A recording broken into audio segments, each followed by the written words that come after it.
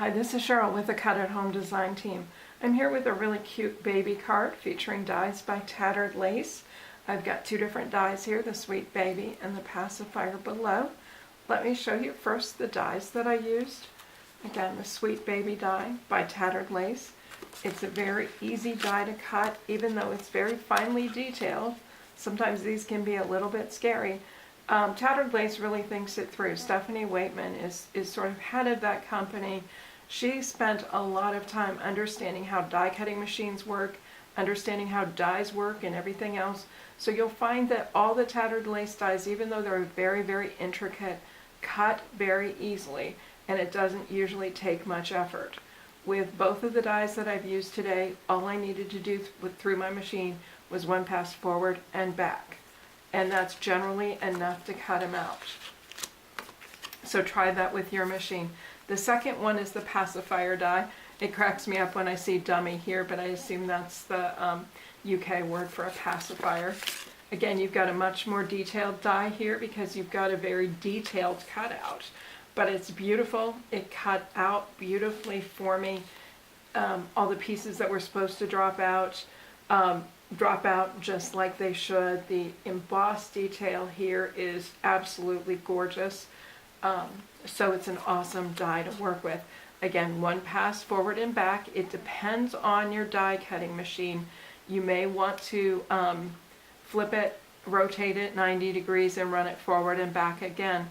You need to understand where the pressure is greatest on your machine. That's where it cuts the best on these intricate dies.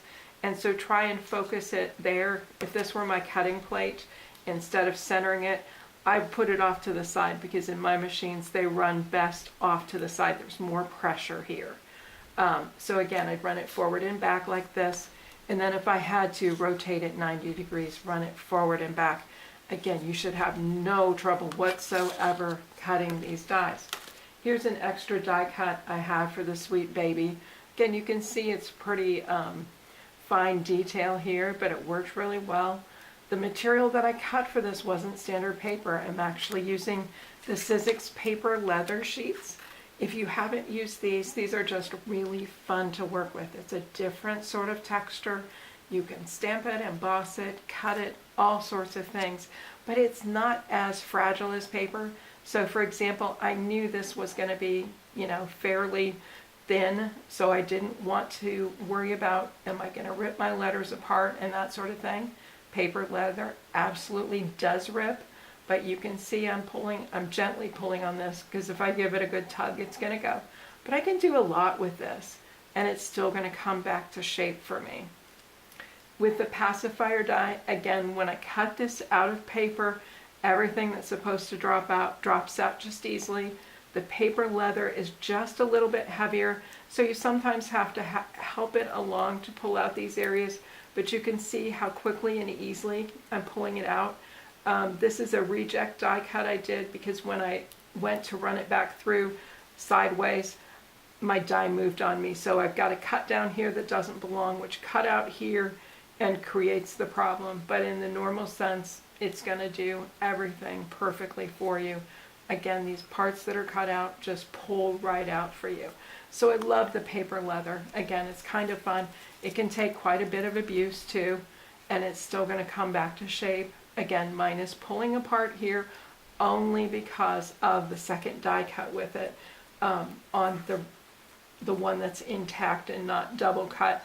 Because they're such fine lines, I'm not having this problem.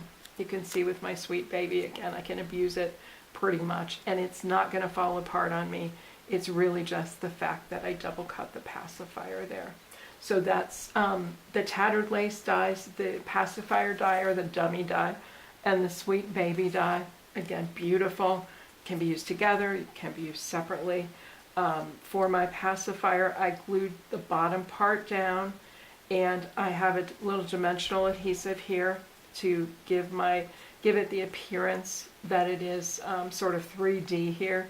Again, even though it's a fairly fragile cut here, because I use the paper leather, it's good and strong. I can tug on this.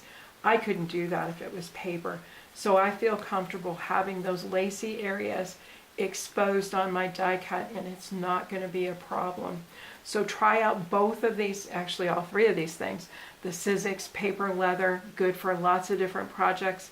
This is a white pack. It comes in naturals, which is black and a tan and some white. And then there's a pastel pack that has pink and white and gray. And then, of course, the Tattered lace dyes, the Pacifier and the Sweet Baby. All of it available on the Cut at Home site. Thanks for watching. Bye.